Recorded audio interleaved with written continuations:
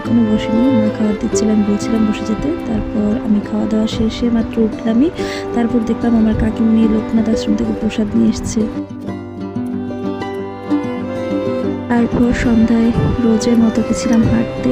হাঁটা শেষে বাড়ি ফিরে এসে 2 কাপ গ্রিন টি করেছিলাম, 1 কাপ দিয়েছিলাম মাকে, আর 1 কাপ নিয়ে আমি বসেছিলাম।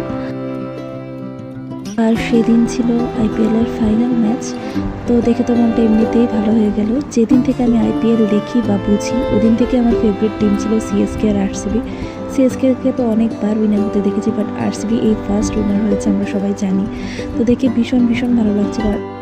আর আমার মনে হয় আমাদের জেনারেশনের যারা আমরা আছি, আমরা বেশিরভাগই বিরাট কোহলি আর ধোনিকে দেখেই বড় হয়েছি ক্রিকেটে। তো হয় না, যার যার কাছে যার যার ক্রিকেটের হিরো আলাদা হয়, আমার কাছেও ঠিক এরকমই ওরা। তো একজনকে দিয়ে তো আর একটা টিম খেলা যেতে না, বাকি অন্যান্যরাও ভীষণ ভালো খেলেছে, তাই টিম জিতেছে। আর আমাদের বাড়িতে রয়েছে জোড়া বার্থডে হচ্ছে আমার কাকিপুরি আর আমার এই যে ভাইয়ের। ওকে আমরা সারপ্রাইজ দেবো ভেবেছি, ও আগে থেকেই টের পেয়ে এসে বসে রয়েছে। আর 12টা বাজার সঙ্গে সঙ্গে আমরা সবাই ওদেরকে উইশ করছি।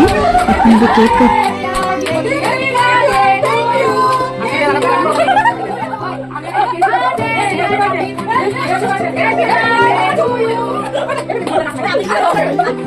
আর এদিকে চলছে এদের পাগলামি।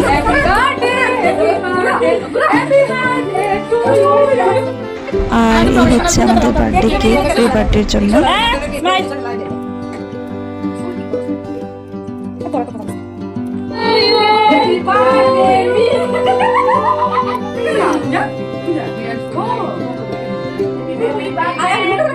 ঠিক আছে, আজকে মানে আমার তো আমার মেয়েরা আর আমার চারা মিলে আমাকে খুব ভালো একটা সারপ্রাইজ দিয়েছে। আর আমাদের বাড়ির সবচেয়ে বড় চারা রয়েছে, খুব রত্ন, তার কবি মানুষ লেখিকা খুব ভালো লেখে। আর উনি আমাদের ভীষণ শিক্ষা দেয়, মানে সবকিছুতে আমাদেরকে মানে গাইড করে।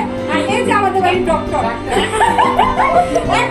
আমাদের হেলথ সম্পর্কে ভীষণ সচেতন থাকে। আর আমি লাইফ ইন্স্যুরেন্স